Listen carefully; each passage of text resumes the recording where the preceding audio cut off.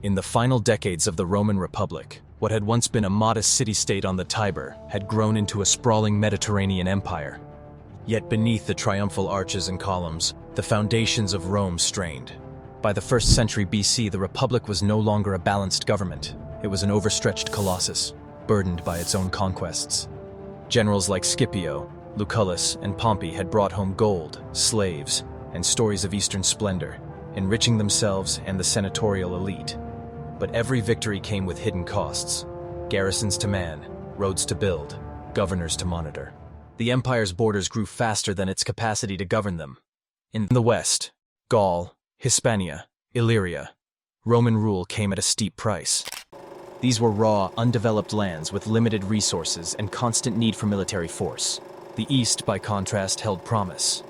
Cities like Antioch and Ephesus were already sophisticated and wealthy, with matured infrastructures and thriving commerce. Yet even the East could not solve Rome's deeper financial needs. Into this volatile, debt-ridden world stepped Gaius Octavius, better known as Augustus, heir of Julius Caesar and soon master of the Roman world. He had defeated his rivals and ended civil war, but peace came with its own demands. Augustus needed more than laws and loyalty. He needed gold. Not a one-time windfall, but a continuous, reliable flow of wealth to feed Rome, pay his armies, and fund the state. He looked east, beyond the chaos of Syria and Judea, to Egypt, ancient, fertile, and rich. It had escaped the violence of Rome's civil wars, but it was weakened from within. A land of legendary abundance ruled by the last decadent heirs of Alexander the Great.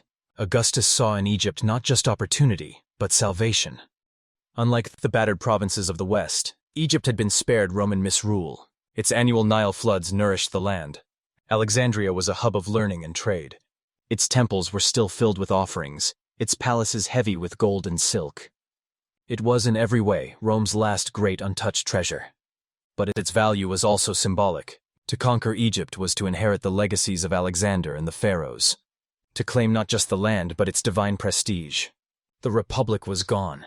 A new age had dawned, and Augustus would make sure it began not with scarcity, but with abundance. Egypt would not be treated like the other provinces.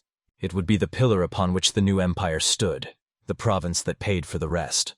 While the Senate quarreled in Rome, Augustus quietly planned. He would not just conquer Egypt, he would revive it, for he knew what many did not. Empire could not survive on legions alone. It needed grain, it needed gold, it needed the Nile. Long before Augustus cast his imperial gaze eastward, Egypt stood apart. It was no ordinary kingdom. It was a cradle of civilization, steeped in divinity, cosmic rhythm, and monumental ambition. Its pyramids had already endured 2 millennia when Rome was still a village on the Tiber. Its gods, priests, and language, layered in mystery, gave Egypt an aura unmatched in the Roman world. But by the 1st century BC, this ancient realm, once ruled by Ramesses and Thutmose, was in decline. The Ptolemies, Macedonian successors of Alexander the Great, had transformed Egypt into a Hellenistic monarchy. Alexandria, their capital, was a beacon of wealth and knowledge, home to the legendary library and lighthouse. Yet behind the grandeur, rot had taken root. Succession crises, dynastic feuds, and corruption eroded central authority. The countryside suffered, canals choked, and the Nile's bounty diminished through neglect. Into this decay stepped Cleopatra VII, the last of the Ptolemies. Charismatic and politically astute, she sought to restore Egypt through alliance, not isolation. Her bonds with Julius Caesar and later Mark Antony were strategic, designed to safeguard Egypt's sovereignty. With Antony, she envisioned a rebirth of Hellenistic power, a dual monarchy of East and West.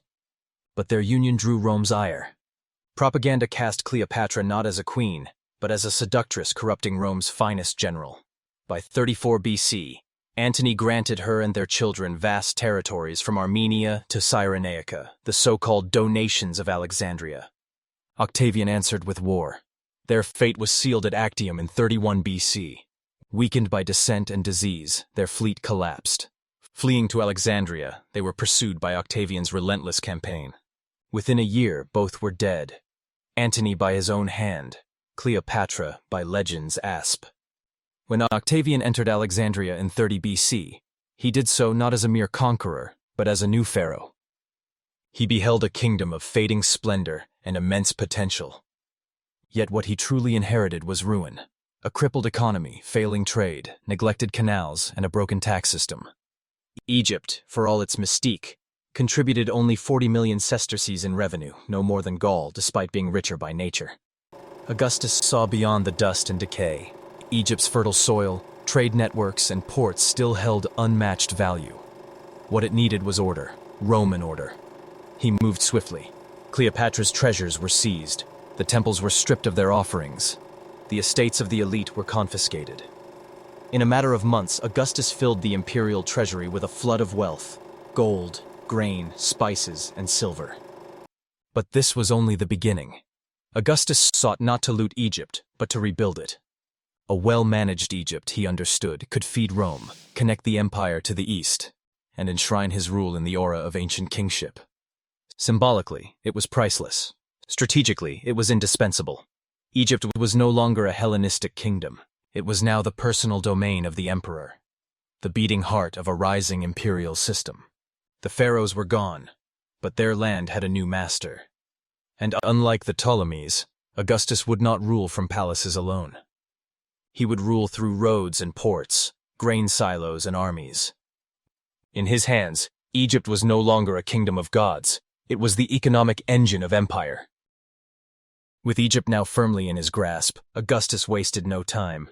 He knew what this conquest meant, not only to the map of the empire, but to its treasury, its markets, and its survival.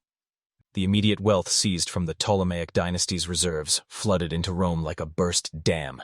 Gold and silver, once locked away in the sanctuaries of Isis and Serapis, were now melted, struck, and minted into coins bearing the profile of a new kind of emperor. Not just the princeps, but the pharaoh of Rome. These coins bore more than just imperial likeness. They bore weight. With them, Augustus could stabilize a Rome weary of war, bristling with political tension, and threatened by economic stagnation. Soldiers, long left unpaid, received their donatives. Roman citizens were handed 400 sesterces each in a monumental display of imperial generosity. It was not just a political gesture, it was economic ignition.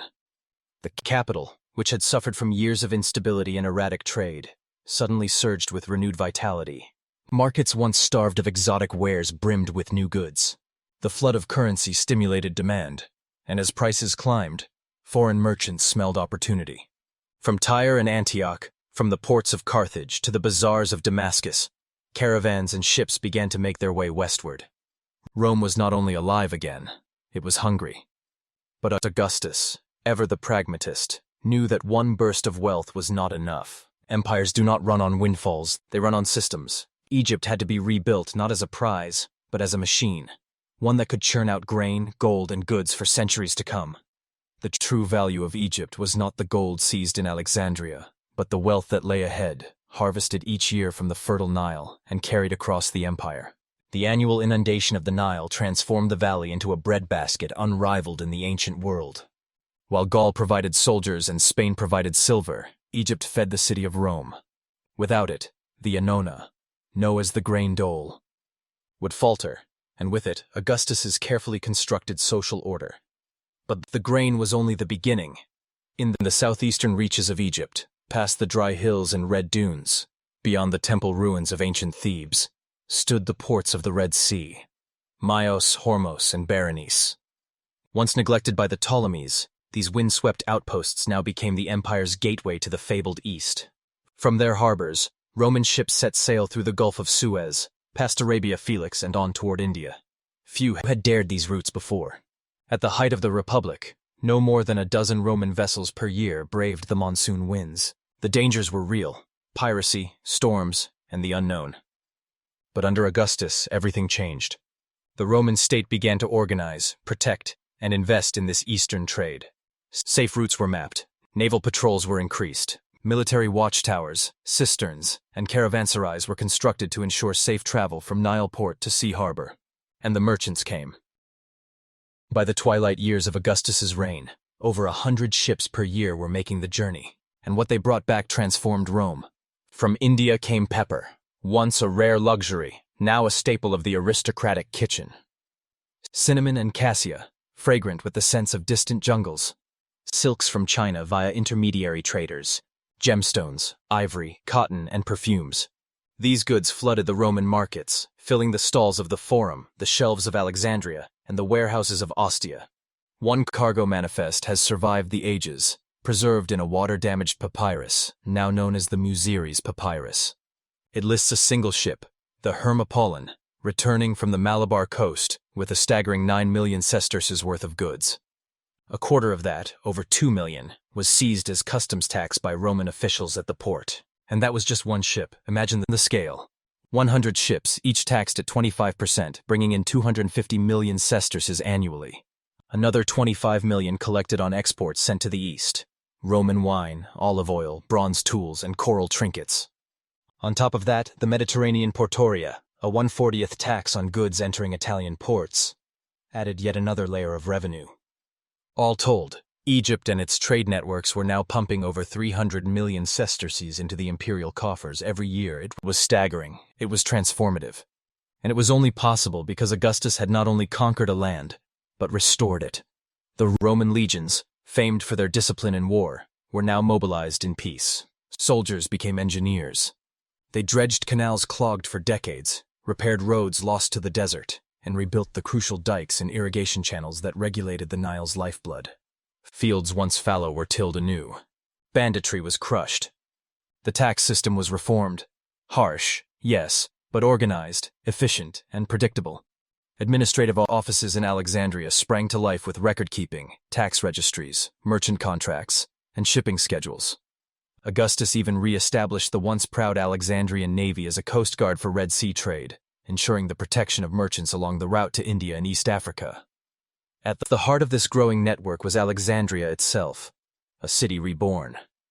No longer just a Greek cultural capital, it was now a Roman economic juggernaut. Its docks teemed with cargo. Its marketplaces buzzed in Latin, Greek, Coptic, and Aramaic. Philosophers still debated in its lecture halls, but now they did so amid the clamor of trade, the jingle of coin, and the scent of eastern spices. Even far from Alexandria, the changes were felt. In the Bay of Puteoli, a port near Naples, a grand ship approached the imperial vessel of Augustus himself. The freighter hailed from Alexandria, its hull heavy with goods. Its crew, dressed in ceremonial white, burned incense and offered garlands in honor of the emperor. Tacitus would later record the moment, how these Alexandrian merchants hailed Augustus not simply as ruler, but as benefactor. Their prosperity, their livelihoods, their trade, all were possible because of him. The emperor, pleased, rewarded the crew generously, 40 gold pieces for each sailor. But with a smile, he added a condition. The gold must be spent in Alexandria, on Eastern goods. Even in gesture, Augustus reinforced the engine he had built. Keep the trade flowing, keep the system humming. By the end of his reign, Egypt was producing more than 600 million sesterces in annual revenues, nearly 2/3 of all imperial income. Its strategic, agricultural, and commercial value dwarfed that of nearly every other province. And yet, for all this, it required only a single legion to defend it. It was a land of wealth without war, of output without rebellion, of grain without conquest. It had become the heart of the empire, not just the granary of Rome, but the hinge of its global trade, the financial linchpin upon which rested the future of the Pax Romana. In bread, in gold, and in spices, Egypt had proven not only its worth, but its necessity. Rome had taken a crown of papyrus and lotus, and turned it into a pillar of marble and coin. To harness Egypt's full potential, Augustus knew that military conquest alone was not enough. The province had to be rebuilt, not as a kingdom of gods and dynasties, but as a functioning limb of the Roman imperial machine. The Nile, once the sacred lifeline of pharaohs, was now to be the logistical artery of empire. Its floods would feed 1 million mouths in Rome. Its ports would connect the West with the wealth of the East. Its deserts, once barren, would yield gold, emeralds, and stone to pave the empire's path forward. But first, the land had to be healed. Years of neglect under the later Ptolemies had left Egypt's infrastructure in ruins. The great irrigation canals, once the pride of pharaonic engineering, were clogged with silt and choked by weeds. Without them, the Nile's floodwaters could not be properly managed. Fields went unplanted, harvests faltered. The rhythm of Egyptian agriculture, so long regulated by predictable inundation, had been thrown into chaos. This neglect had reverberated into famine, unrest, and economic collapse. Augustus acted decisively. He deployed the Roman legions not for battle, but for restoration. Where once they had marched against the Gauls and Parthians, now they dug canals, dredged waterways, repaired dikes, and rebuilt floodgates. The same discipline and order that made them formidable in war now made them the perfect instrument for rebuilding a civilization. The work began in the Nile Valley. Miles of ancient irrigation channels were cleared and expanded. Water wheels and sluice gates were installed to regulate the flow of the Nile's bounty across the farmlands. In regions where bandits had taken advantage of Ptolemaic weakness, Augustus established new garrisons, fortifying the countryside and enforcing Roman law with iron efficiency. But the emperor's vision extended beyond the Nile itself. To the east, in the unforgiving sands of the eastern desert, Roman engineers and surveyors were dispatched to reopen ancient trade routes and mining operations. The winding desert tracks that led from the Nile to the Red Sea were vital for eastward commerce.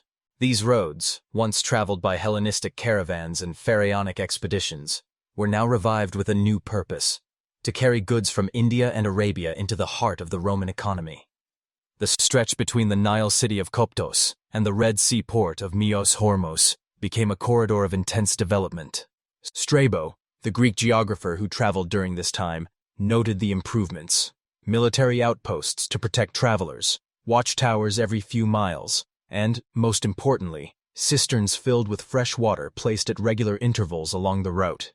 In a region where thirst had always been deadlier than the sword, these cisterns became lifelines. The Red Sea ports themselves were transformed. Myos Hormos and Berenice Troglodytica were expanded, fortified, and organized into key nodes of Roman maritime power. Warehouses, naval docks, customs stations, and garrisons turned these dusty harbors into bustling trade hubs. Merchants arriving from India or East Africa were greeted not by chaotic city-states, but by Roman order, contracts, taxation, and law. The mines of the eastern desert were another treasure Augustus refused to leave untapped. Emeralds were pulled from the arid mountains near Mons Smaragdus, destined to adorn the robes and crowns of Roman elites. Gold and precious gems were extracted from long-abandoned shafts, as Roman miners, many of them convicts or slaves, worked under brutal conditions to feed the empire's demand for luxury and coinage. The decorative quarries of Mons Claudianus and Mons Porphyrites were reopened to provide the empire's architects with prized materials: polished black granite and imperial purple porphyry, used in columns, temples, and imperial thrones. This labor was not without a system. Augustus relied on Egypt's long-established bureaucratic tradition to manage this immense workload. The early Ptolemaic kings had built a sophisticated administrative framework based on temple scribes, Greek-speaking officials, and village headmen. Rather than dismantle this system, the Romans absorbed and refined it. Local officials remained in place but reported to new Roman prefects. Taxation was regulated, censuses were standardized, and grain shipments to Rome were carefully calculated. The efficiency of this administrative blend was astonishing. Under Augustus's restored Egypt, the number of ships sailing from Roman Egypt to India leapt from fewer than 20 per year to over 120. This dramatic rise meant an equally dramatic increase in revenues, not only from goods but from the taxes imposed upon them. It was this infrastructure, this combination of canal, road, mine, and port, that transformed Egypt from a conquered land into the empire's most valuable province. Revenues flowed not only from its grain harvests, but from the very veins of its earth and the vast reaches of its trade. It was not wealth seized in war. It was wealth sustained through governance, and this transformation did not go unnoticed. Roman citizens in the capital began to feel the difference. Bread was more abundant, trade goods more varied. Merchants from India, Nabatea, and Aksum appeared in Roman markets. New markets sprang up in Ostia, Puteoli, and Rome itself. Alexandria, meanwhile, emerged as one of the great emporiums of the ancient world, second only to the capital. Egypt, once governed by decadent dynasts, now pulsed with organized Roman vigor. It became the province that set the standard for what imperial administration could achieve when applied with precision, discipline, and ambition. Roads were no longer just paths, they were arteries. Ports were no longer just gates, they were lifelines. And the Nile was no longer just a river. It was the axis on which the Roman economy turned. The The restoration of Egypt under Augustus was not merely an imperial project. It was a declaration, a message to Rome, to the provinces, and to history itself. That empire was not merely conquest. It was endurance, it was structure, it was civilization. And so, under the blazing sun of the desert and the gentle rise of the annual flood, Egypt was reborn. Not as a kingdom of the gods, but as the economic heart of a global empire. By the time Augustus reached the twilight of his reign, it was no longer an exaggeration to say that Egypt had become the very heart of the Roman Empire. Not just a jewel in the imperial crown, but the economic engine that sustained the marble halls of Rome, the legions stationed on far-flung frontiers, and the grain-hungry stomachs of over 1 million urban dwellers. It was no accident. This transformation was the fruit of careful policy, ruthless reform, and relentless organization. Egypt was now more than a province. It was the emperor's personal domain, his private treasure, administered not by senators, but by a class he trusted more, the equites, or equestrian order. In a sharp departure from traditional provincial governance, Augustus ensured that Egypt's governor would never be a senator. No patrician, no political rival, could set foot in Egypt without imperial approval. This was a strategic necessity. To lose Egypt, even momentarily, would be to risk the collapse of imperial finance and the starvation of Rome itself. It was the linchpin, the fulcrum upon which the entire structure of Pax Romana balanced. A rogue general with control of the Nile could paralyze the grain supply, bankrupt the treasury, and challenge the emperor with terrifying speed. And so, Augustus made Egypt untouchable. Its capital, Alexandria, stood as a beacon of Roman power, prosperity, and prestige. The once Greek metropolis had adapted rapidly to Roman rule. Its streets bustled with traders from every corner of the known world. Nabatean camel caravans brought incense from Arabia. Meroitic boats sailed up the Nile with African ivory. Indian merchants arrived bearing silks and spices, while Roman ships unloaded amphorae of wine, olive oil, and glass. Languages collided, Latin in the courts, Greek in the markets, Coptic in the villages, Aramaic in the alleyways. It was a city of Babel, but it worked. The Roman customs officials stationed here had become some of the busiest and most profitable in the empire. They catalogued incoming goods, stamped export permits, calculated taxes, and oversaw the movement of cargo with military precision. The portorium tax alone, a 1/40th tariff on all imported goods, brought in millions of sesterces annually. Combined with inland customs duties, levies on merchants, and the massive grain tithe, Egypt's contribution to the imperial budget became so vast that some historians estimate it financed as much as half the empire's total annual expenditures. Its fertility alone was the envy of the Roman world. The Nile, like clockwork, delivered its life-giving floods each year. These inundations deposited nutrient-rich silt along the riverbanks, creating conditions for some of the most reliable and abundant grain harvests in the ancient world. Rome, with its swelling urban population and its ever-expanding need for food security, had become utterly dependent on this cycle. The annona, or grain dole, distributed free or subsidized grain to hundreds of thousands of citizens in the capital. This was not charity, it was political stability bought in bulk. Juvenal would famously mock the people of Rome for caring only about panem circenses, bread and circuses, but he underestimated its strategic importance. With free bread, even the poorest Roman citizen could afford to spend what little money they had on other goods, luxuries, trinkets, clothing, and more. This, in turn, stimulated internal trade, enriched the merchant class, and created a robust consumer economy. But this system came with strings, many of them tied directly to Egypt. If the grain shipments faltered, riots would erupt in Rome. If the Nile failed to flood, panic would spread across the Mediterranean. Grain shortages meant more than hunger. They meant inflation, instability, and the crumbling of the illusion that the emperor could provide for his people. Augustus had made himself the father of the state. And what kind of father lets his children starve? Thus, Egypt was not merely administered, it was guarded, not just militarily, but ideologically. No other province was so closely associated with the emperor himself. The Praefectus Aegypti, the equestrian governor, was given extraordinary authority, reporting directly to the emperor and wielding almost viceroy-like power. He oversaw taxation, grain logistics, justice, military operations, and even urban planning. And yet, he was chosen not from the senatorial elite, but from men loyal to Augustus alone. This political insulation ensured stability. Egypt had no Senate interference, no aristocratic meddling, no client kings to balance. It was, in effect, an empire within an empire, streamlined, centralized, and profitable. Its wealth did not flow into senatorial pockets, but into the imperial fiscus. The results spoke for themselves.